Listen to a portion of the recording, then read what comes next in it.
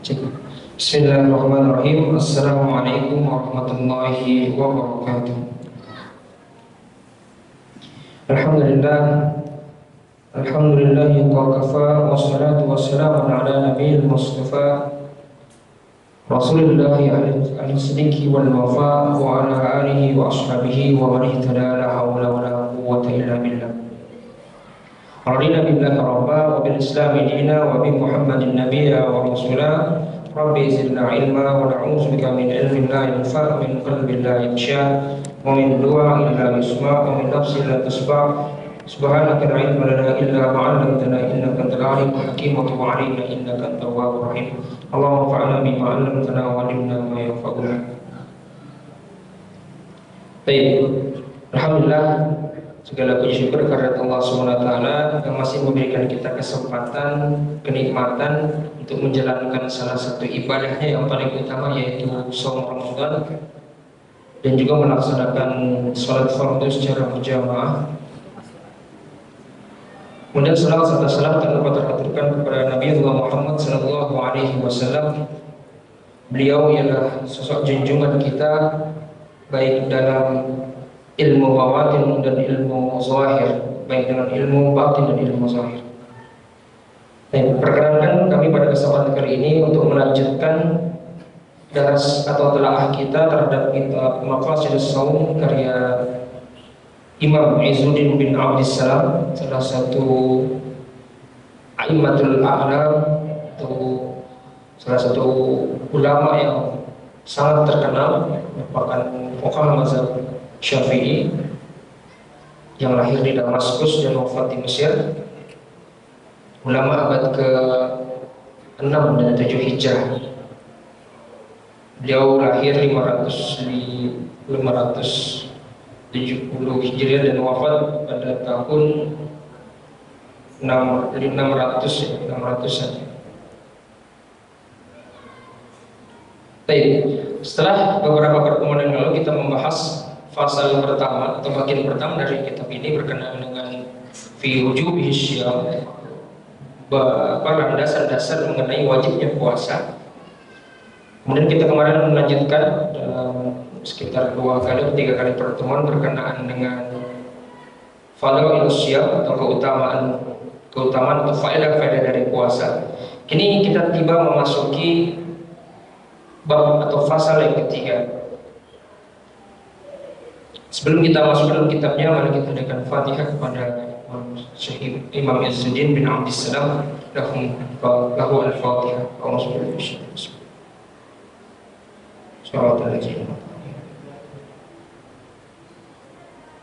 Qala al-mu'allif rahimahullah ta'ala wa nafa'ana bi ulumuhi min dhawil amin.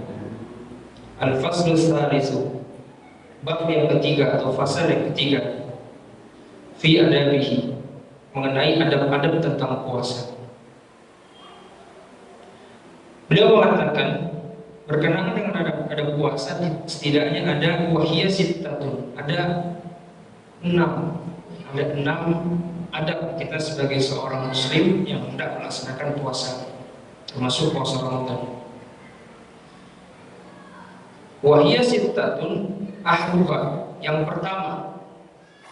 Apa yang pertama? Hifzul lisani wal jawarihi 'anil mukhalafati, yaitu hifzu, menjaga, al-lisani wal jawarihi 'anil mukhalafati, menjaga lisan kita atau apa-apa yang keluar dari lisan kita, wal jawarih. Jawarih itu adalah anggota-anggota tubuh kita, tangan kita, kaki kita, panca indera kita. Jadi menjaga lisan dan anggota tubuh, anil mukhalafati, dari hal-hal yang menyelisihi atau bertentangan dengan syariat. Apa dalilnya? Beliau mengatakan, wa liqaulihi sallallahu alaihi wasallam, sebab Nabi sallallahu alaihi wasallam itu bersabda, katakan oleh Nabi sallallahu alaihi wasallam, man lam yada' qaula az-zur wal 'amala bihi falaysa lillahi hajatun ila an yada'a ta'amahu wa syarabahu.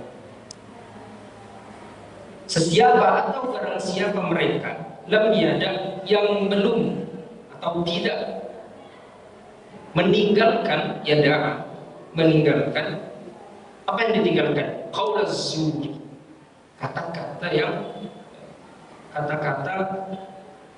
bohong, kata-kata dusta, kata-kata yang memanipulasi budaya. Wal amal bihi, dan melakukan kata-kata itu. Ini sudah lisannya berbuat zur, buat bohong, buat dusta. Beramal juga dengan kata-kata itu. Jadi tidak hanya cukup kata-kata, dilakukan juga. Nah, maka apa? Falaisa lillahi hajat. Maka Allah tidak ada kebutuhan, tidak ada pada hajat ya. Tidak ada hajat pada apa? Fi ayyada'a ta'amahu wa syarabahu. Nah, jadi sia-sia itu rasa lapar yang ditahan dan rasa dahaga yang ditahan. Jadi di antara adab berpuasa adalah sebisa mungkin kita menjaga lisan dan perilaku kita dari apa-apa yang sifatnya kedustaan, kebohongan. Sebab Allah tidak akan menerima rasa-rasa lapar orang-orang yang berpuasa tadi dan rasa haus yang itu. Falaisa lillahi hajatun fi ayyada'a ta'amahu wa syarabahu. Hadis riwayat Bukhari nomor 1903. Kemudian dikatakan pula di antara dari hifzul lisan wal jawarih yang lain, wa qala alaihi salam, dan Nabi sallallahu alaihi wasallam bersabda, rubba qa'imin hazzuhu min qiyamihi syahri wa rubba sha'imin hazzuhu min siyamihi al-ju' wal 'atash.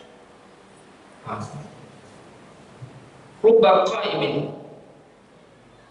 betapa banyak orang yang menunaikan qiyam Ramadan, ibadah Ramadan, salat qiyam, hazzuhu min qiyamihi syahri. Betapa banyak orang yang menunaikan qiyam Ramadan, sementara bagian dari qiyamnya itu kalau orang namanya qiyam Ramadan itu kan tarawih itu sampai agak-agak malam. Min qiyamihi syahri. Nah, itu kalau orang sholat qiyam Ramadan sampai malam sampai bergadang gitu ya. Dan juga artinya ada perjuangan ketika orang berusaha menegakkan qiyam ibadah sholat Ramadan di bulan Ramadan itu. Kalau hari-hari biasa kan kita hanya sholat isya, kemudian sebagian segelintir orang yang tidak banyak biasanya melanjutkan dengan sholat malam, sholat tahajud atau sholat lain. Jadi kalau kita tanya sholat tahajud dan sholat lain apa beda? Bedanya ada tidur. Kalau orang sholat lain sholat malam tanpa belum tidur dan pada tidak tidur sebelumnya, sholat tahajud tidur terlebih dahulu kemudian bangun. Nah, rubba qa'imin hazzuhu min qiyamihi, banyak orang yang qiyam Ramadan itu sampai bergadang meluangkan waktunya, dan wa rubba sha'imin hazzuhu min syiyamihi al-ju' wal 'atash. Dan banyak pula orang yang dia berpuasa sedangkan bagian dari puasanya itu ialah lapar dan haus. Nah, ini Nabi SAW mengingatkan pada kita, di banyak orang sholat itu min qiyamihi syahri, dari sholatnya itu hanya dapat lelahnya, hanya dapat ngantuknya. Ada juga banyak orang yang berpuasa tapi bagiannya hazzuhu dari min syiyami, dari puasanya ialah hanya lapar dan haus. Kan di riwayat yang lain yang kita juga lebih masyhur, riwayat yang lain, kam min sha'imin laisa lahu min syiyamihi al-ju' wal 'atash. Betapa banyak orang yang berpuasa kemudian ia hanya mendapatkan dari puasanya tersebut rasa lapar dan haus. Nauzubillah min dzalik. Semoga kita tidak termasuk orang-orang yang puasa dan mendapatkan hanya lapar dan haus dari puasa kita. Itu yang pertama berkenaan dengan adab berpuasa, menjaga lisan dan anggota gerak. Yang kedua adalah disebutkan wasani, yang kedua Iza du'iya ila ta'amin wa huwa sha'imun. Apabila kita diundang untuk makan, ya, du'iya, da'aya dibentuk majhulnya du'iya, diseru atau diajak, ila ta'amin, untuk makan bersama. Wa huwa sha'imun, sedangkan orang yang berpuasa itu dia dalam keadaan berpuasa. Maka falyakul, katakanlah ini shaimun. Jadi ketika kita diajak untuk berpuasa, katakanlah kita diajak untuk makan, katakanlah kita sedang berpuasa. Nah, tentu kalau dalam bulan Ramadan ya aneh sih kalau ada orang yang mungkin mengajak kita makan, karena rata-rata masyarakat muslim itu berpuasa. Pun kalau dalam fikih sunnah yang berkenaan dengan kalau puasanya saum tatawwu atau puasa sunnah, kadang-kadang kita kedatangan mungkin misal tamu atau yang lain ya. Nah, itu bisa ada dua pilihan. Jadi puasa itu kita bisa batalkan ya, karena kita menjamu tamu kita, tapi bisa juga kita tetap berpuasa. Mungkin agak berbeda lagi ketika undangan. Biasanya kalau di bulan Syawal banyak orang menikah ya kan, Pak ya. Banyak orang menikah, biasanya undangan banyak itu. Sedangkan kita mau puasa saum Syawal ya, atau puasa sunnah Syawal. Nah, maka kita dahulukan ya undangan tersebut. Apalagi orang itu sudah mengundang jauh-jauh hari. Tapi kalau dalam konteks puasa Ramadan, kalau ada orang yang mengajak kita misalnya makan ya, sengaja, dan tentu makan itu dengan sengaja membatalkan puasa, nah kita perlu bertegas, mohon maaf saya puasa, ini soal. Sebagaimana yang disebutkan oleh Nabi SAW di qaulihi sallallahu alaihi wasallam, "Iza du'iya ahadukum ila ta'amin wa huwa sha'imun falyaqul inni sha'im." Diriwayatkan oleh Imam Muslim nomor 1150. Yadhkuru zalika i'tizaran ila da'i. Ini sebabnya mengapa ya disebutkan ya, kenapa kita perlu menyebutkan bahwasanya kita puasa ketika diajak orang untuk makan. Karena perlu kita menyebutkannya zalika i'tizaran sebagai suatu alasan. Nah, jadi kalau menolak atau menjawab orang itu kan tentu harus punya alasan. Jadi ketika kita tidak berkenan untuk membatalkan puasa kita, harus kita sampaikan dengan sebaik mungkin ya. Tentu saja dengan tidak menyakiti hati orang yang mengajak kita sedang berpuasa. I'tizarun ila da'i li'alla yunkasira qalbahu, agar orang yang mengundang kita itu tidak kecewa. Jadi kita perlu memberikan penjelasan dengan sebaik mungkin. Fa in khafa ar-riya'a wa bi udhrin akhar. Nah, tapi kalau takut ria ya, kata Imam Izzuddin bin Abdissalam ya. Fa in khafa ria, kalau takut ria wa bi udhrin akhar, cari alasan yang lain. Kita sudah membahas juga ya pada hari yang lalu ya, berkenaan dengan salah satu keunikan ibadah puasa itu. Ibadah puasa itu ya, bahkan oleh sebagian ulama salaf didahulukan keutamaannya atas ibadah-ibadah yang lain karena memang unik. Apa keunikannya dari ibadah puasa? Di hari lalu kita bahas bahwasanya di antara keunikan ibadah puasa itu tidak bisa seseorang ya, dengan ibadah puasa itu mendekatkan diri ila mulukil ardi, pada penguasa-penguasa bumi ya, pada penguasa, pada tokoh ya. Beda dengan amalan lain seperti misalnya sedekah. Kalau kita punya uang misalnya, mudah kita mendanai orang misalnya, kita kasih sumbangan ke orang, kita mudah akan dekat dengan orang itu. Tetapi puasa, saya ingin dekat misalnya dengan saya sedang puasa. Terus orang akan mengatakan, terus kenapa? Karena puasa kenapa memang? Tapi kalau kita memberikan uang kepada orang yang biasa diberikan uang itu, wah terima kasih, maka saya akan ingat ini. berbeda dengan amalan puasa. Itu salah satu keunikan amalan puasa. Sehingga kalau kita melaksanakan puasa, susah bagi kita untuk riya. Beda dengan misal awal amalan-amalan yang zahir, karena puasa ini kan termasuk ya sebagainya dari amalan batin. Kalau puasa, tidak kelihatan orang itu berpuasa, susah. Bahkan orang yang kedua bibirnya kering sekalipun belum tentu dia berpuasa. Bisa saja dia hanya haus saja. Tapi kalau orang yang sholat, kemudian orang sedekah dan kembali kemudian membaca Quran, ini kan terlihat oleh orang lain.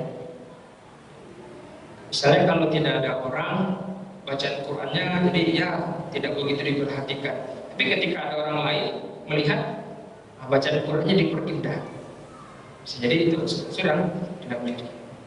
Nah, Imam Izzuddin, fa'in khafar riya'a, warra bi'uzin akhar. Kalau takut riya dengan ucapan mengatakan saya berpuasa, bisa dengan alasan yang lain. Artinya tidak mengecewakan atau sakit hati, membuat sakit hati orang yang belajar. Adapun kemudian wasalisu, adab yang ketiga, ma yaqulu iza aftara, berkenaan dengan doa yang dibaca saat kita berbuka puasa. Nah, jadi buka puasa itu ada doanya, ada riwayat berkenaan dengan doa buka puasa. Apa? Nanti kita akan bahas. Wa huwa ma ruwiya anhu, diriwayatkan anhu darinya alaihi salam, Nabi Muhammad sallallahu alaihi wasallam, annahu kana yaqulu iza aftara. Misalnya Nabi sallallahu alaihi wasallam ketika berbuka puasa beliau berdoa, zahabat dhama'u wa batallatil uruqu wa sabatul ajr insyaallah. Itu doa yang pertama. Zahabat dhama'u wa batallatil uruqu wa sabatul ajr insyaallah. Zahabat dhama'u, telah pergi, telah hilang rasa dahaga. Wa batalatil uruqu, wa batalatil uruqu, telah basah atau lepas dahaga di kerongkongan. Wa sabatul ajr, dan insyaallah pahala ditetapkan olehnya, insyaallah. Itu doa yang pertama. Kemudian yang kedua, wa ruwiya aidan annahu kana yaqul. Doa yang pertama tadi diriwayatkan oleh Imam Muslim dalam sahihnya, hadis ke-1150. Sedangkan doa kedua ini wa ruwiya aidan kana yaqulu Allahumma laka sumtu wa ala rizqika afṭartu.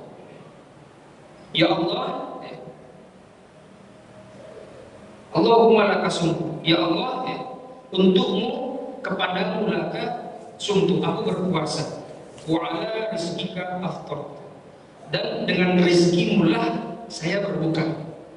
Nah, ini hadisnya diriwayatkan oleh Imam Abu Dawud dalam Sunan Abu Dawud nomor 2357. Kemudian ada lagi doa yang ketiga. Nah, kalau di masyarakat kita misalnya doa tadi kan yang sering terdengar. Wa fi hadisin akhar, alhamdulillahillazi a'adani fasumtu. Alhamdulillahillazi a'adani fasumtu. Warzuqni fa'aftirtu. Doa yang ketiga itu diriwayatkan dalam Sunan akhrajahu Ibnu As-Sinni, diriwayatkan Imam Ibnu Sinni. Tidak begitu masyhur kalau di Indonesia. Tapi juga diriwayatkan oleh Imam Al-Baihaqi. Nah, apa doa tadi? Alhamdulillah, segala puji syukur segala puji hanyalah milik Allah. A'ani fasumtu, yang telah memberikan a'ani, itu satu kata dengan kata ma'unah atau pertolongan, yang mana Allah itu telah menolong kita, fasumtu, sehingga kita mampu untuk berpuasa. Warazaqani fa'aftirtu, dan mengaruniakan kita rezeki Allah tersebut, fa'aftirtu, sehingga kita atau aku dapat berbuka. Nah, itu diantara doa-doa berkaitan dengan buka puasa. Jadi ada 3 riwayat. Kemudian yang keempat ya, ar-rabi'u, yang keempat, ma yufṭaru alaihi wa huwa qutabun aw tamarun aw ma'un li'annahu ruwiya anhu alaihi salam. Nah, ini pakai apa Nabi berbuka? Nah, biasanya Nabi sallallahu alaihi wasallam ya, berbuka ma yufṭiru alaihi wa huwa qutabun. Biasanya beliau berbuka dengan kurma basah. Jadi kurma itu ada 2 jenis, basah dan kering. Nah, yang basah namanya rutabun. Kadang-kadang au tamarun, atau kurma yang kering, tamar. Au ma'un, atau dengan air. Sebabnya li'annahu ruya, sebabnya adalah diriwayatkan dari Nabi sallallahu alaihi wasallam annahu, bahwasanya beliau bersabda, kana yafturu qabla an yusalli ada rutabatin fa illam yakun fatamaratin fa illam yakun haswatin minal ma'. Jadi saat berbuka ya, Rasulullah SAW ya, biasanya berbuka sebelum salat maghrib. Nah, jadi sebelum salat maghrib berbuka ya, menyegerakan mukanya. Kemudian ya, Nabi SAW biasa berbuka dengan kurma basah ya, rutabat atau rutabun. Kalau tidak ada Nabi, fa illam yakun fatamaratin, nah, itu kurma kering. Fa illam yakun ya hasa huswatin minal ma'. Nah, kalau tidak ada, berbukalah dengan air, karena air itu apa? Sangat suci. Hasa huswatin minal ma', air yang suci, air yang segar. Jadi Nabi biasanya berbuka pakai kurma. Sekalipun kalau kita di Indonesia memang lebih bervariasi berbuka puasa itu. Saat Ramadan itu biasa 100 macam makanan muncul. Dan terkadang kalau kita biasa menyiapkan berbuka itu, atau kita belanja atau kita menyiapkan makanan sendiri, kan biasa macam-macam pembukaan itu. Nah, biasanya dengan hanya makan 1 atau 2 pembukaan biasanya perut sudah kenyang. Dan kalau kekenyangan juga bisa tidak sholat tarawih kan? Makanya sebagian orang yang menyiasati, dia biasanya makan agak banyak setelah sholat tarawih. Tapi beda-beda masing-masing. Jadi kalau di beberapa daerah itu ada orang yang langsung berbuka dengan nasi. Tapi di beberapa daerah ada orang yang dengan kue gitu dulu ya, kemudian nasi setelah sholat maghrib atau sholat tarawih. Kemudian wal khamis was sadis, ini yang ke-6 dan yang ke-5 dan yang ke-6. Apa antaranya? Ta'jilul fitri, menyegerakan al-fitr, buka puasa. Jadi kalau di bukit ini kan saya alarm waktu berbuka telah tiba, imam telah azan, segera akan berbuka, jangan ditunda-tunda. Dalam bahasa Arab, ta'jil itu menyegerakan, dari kata ajala yu'ajjil, artinya menyegerakan atau tergesa-gesa atau membuat cepat. Nah, tapi kalau di Indonesia ta'jil itu jadi makanan pembukaan. Dalam bahasa Arab artinya menyegerakan. Pertama, ta'jilul fitri wa ta'khirus suhuri, mengakhirkan sahur. Jadi sahur diakhirkan, tapi jangan akhirnya mepet-mepet dari azan. Nah, itu berbahaya juga. Takutnya terlalu menikmati santap sahurnya, kemudian azan subuh datang. Di qaulihi sallallahu alaihi wasallam, sebab Nabi sallallahu alaihi wasallam bersabda, tasahharu fa inna fis sahuri barakah. Sahur atau makan sahurlah kalian, Sebab apa? Fa inna fis sahuri barakah. Karena dalam sahur itu ada barakah. Nah, jadi kadang-kadang ya ada orang yang tidak begitu serius menganggap sahur. Mungkin karena merasa badannya kuat ya, salamatul abdan, badannya sehat. Kemudian tidak begitu penting lah sahur ini. Kuat saya puasa tanpa sahur itu. Sahur itu bukan persoalan sekedar makan. Tapi kata Nabi dalam sahur itu adalah barakah. Fa inna fis sahuri barakah. Jadi dalam sahur itu ada keberkahan, dan keberkahan itulah yang kita cari ya. Jadi ketika kita sahur bukan hanya kita soal mengisi menyiapkan diri kita, badan kita untuk berpuasa, tetapi ada keberkahan yang kita cari dalam sahur.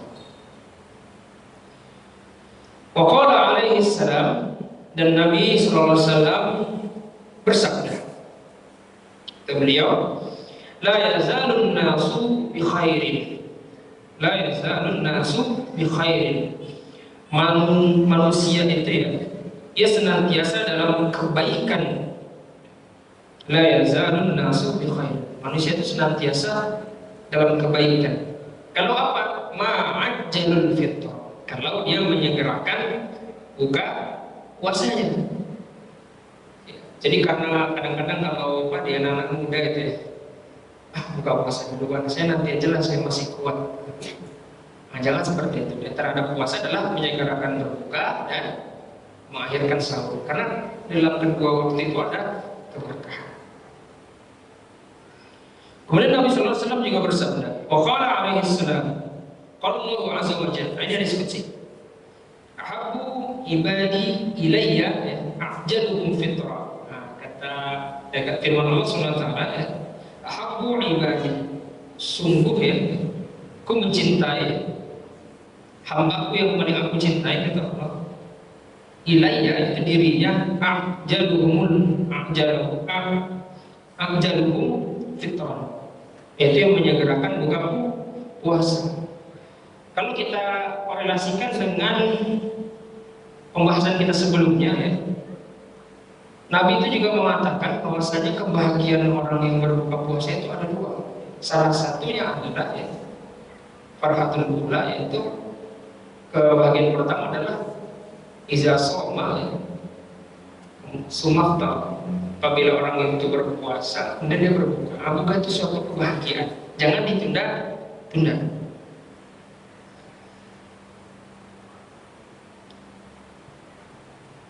Kemudian dari riwayat yang lain, qala alaihi salam, la yazalu dinu zahiran ma'ajjalan nasu fitra, li'anna al-yahuda wal nasara yuakhirun. Nah, ini salah satu sebab nurutnya. Sebabnya apa? Hadis itu keluar. Jadi ya, bagaimana dikatakan oleh Nabi sallallahu alaihi wasallam bahwasanya ya, la yazalun dinu zahiran ma'ajjalan nasul fitra, agama ini ya senantiasa unggul selama umat manusia atau umat yang melaksanakan puasa itu ma'ajjalan nasul fitra, kalau menyegerakan berbuka. Kenapa? Nah, ini menarik. Li'annal yahuda wal nasara yuakhirun, sebab orang-orang Yahudi dan Nasara itu mengakhirkan buka puasanya. Bahkan kalau kita lihat kemarin di kajian-kajian sebelumnya ditafsirkan al-ahkamul bayan itu ya, disebutkan riwayat ya, dari Ibnu Abi Hatim bahwasanya orang dahulu bahkan ada yang menambah ya, dari kalangan Yahudi menambah puasa mereka sampai ada yang 50 hari, ada yang 47 hari, ada yang 40 hari. Nah, syariat Ramadan itu ada sebulan, puasa sebulan penuh sudah ada sejak Nabi Ibrahim alaihissalam. Tapi kemudian terjadi perubahan-perubahan, dan perubahan itu ya, semakin banyak harinya tentu semakin berat seperti itu. Dan mereka puasanya ya dahulu, dalam konteks ini Nabi sebutkan kebiasaan orang Yahudi ya, dan Nasrani di Madinah ketika mereka berpuasa diakhirkan bukanya. Nah, sedangkan orang Islam atau orang mukmin ya seharusnya ketika ada waktu berbuka disegerakan waktu berbuka. Nah, ini diriwayatkan oleh Imam Ahmad dalam Musnadnya. Wa qala Amru, ini dari riwayat lain juga, wa qala Amru bin Maimun ya. Wa qala Amru bin Maimunah kana ashabu Muhammadin sallallahu alaihi wasallam a'jalan nas iftar wa ta'ahum sahur. Nah, ini berkata ya, salah seorang dari apa namanya sahabat tadi, siapa namanya, Amr bin Maimun al-Audi, namanya gelar kuliahnya Abu Abdullah. Dia termasuk dari kalangan ahli riwayat yang wafat pada tahun 74 setelah hijrah. Jadi berarti termasuk bisa masuk tersahabat atau masuk tabi'in.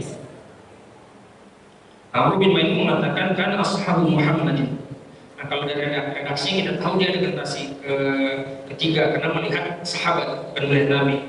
Karena ashabu Muhammadin sallallahu alaihi wasallam ajaran nas iftaran. Nah, para sahabat Nabi Muhammad, bukan Nabi Muhammad saja. Para sahabat Nabi Muhammad adalah orang-orang yang paling apa namanya ajaran nas, paling senang untuk menyegerakan untuk berbuka. Wa bata'ahum sahuran, dan orang yang paling sering mengakhirkan sahur. Nah, ini indahnya syariat Islam. Islam mau mensyariatkan puasa, tentu puasa itu tidak mudah dijalankan oleh setiap orang. Ada orang fisiknya prima, ada orang yang fisiknya memang tidak kuat berpuasa. Maka salah satu keindahan dari syariat Islam adalah kita disuruh untuk mengakhirkan sahur dan menyegerakan berbuka. Nah, itu untuk memaksimalkan waktu ya, kita bisa punya. Takutnya kalau kelamaan buka puasanya itu lemah badan kita. Kemudian disebutkan pula wa inna ma akhar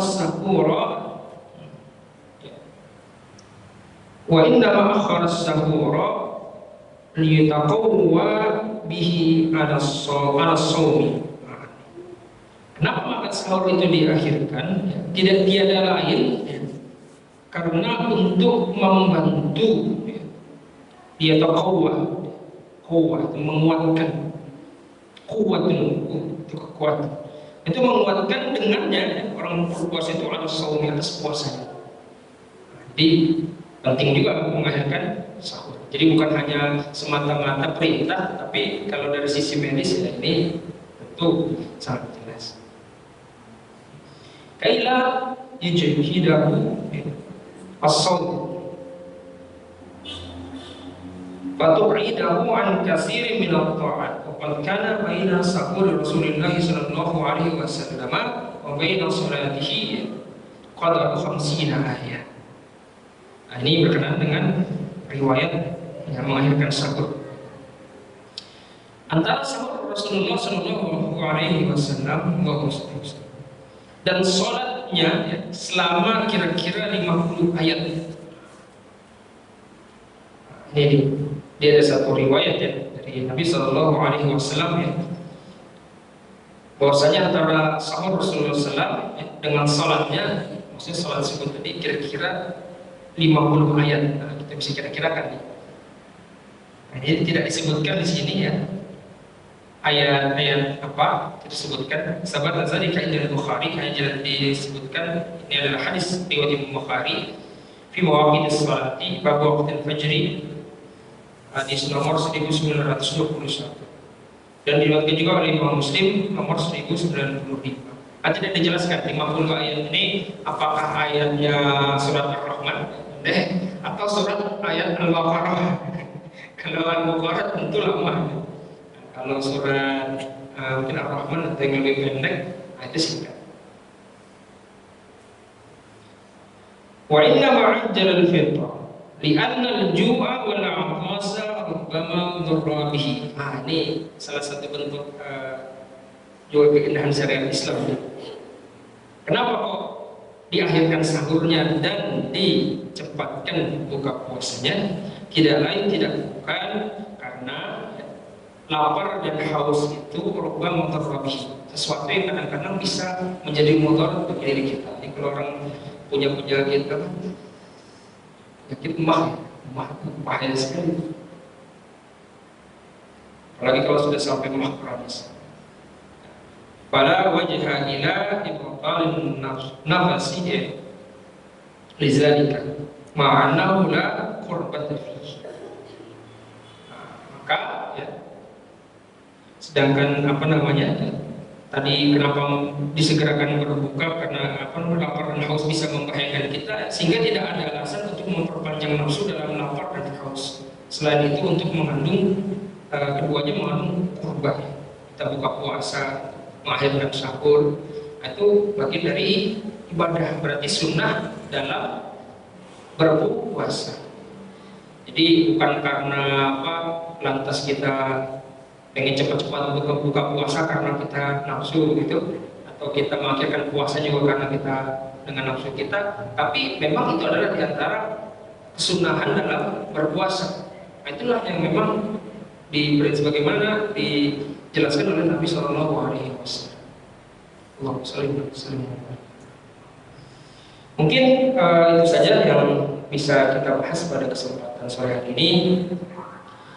Insya Allah besok hari kita akan lanjutkan pada bab 4 yaitu al-fasl rabi'u fima yujtanabu fihi. Bab 4 berkenaan dengan hal-hal yang fima yujtanabu fihi, hal-hal yang harus dijauhi selama kita berpuasa. Puasa model apa yang harus dijauhi? Nah, tadi kan sunnahnya, ada adabnya. Nah, ini yang harus dijauhi. Allahu a'lam bishawab. Hayya nakhtatim bi doa kafaratil majlis. Subhanallahumma wa bihamdika asyhadu an la ilaha illa anta astaghfiruka wa atubu ilaik. Assalamualaikum warahmatullahi wabarakatuh.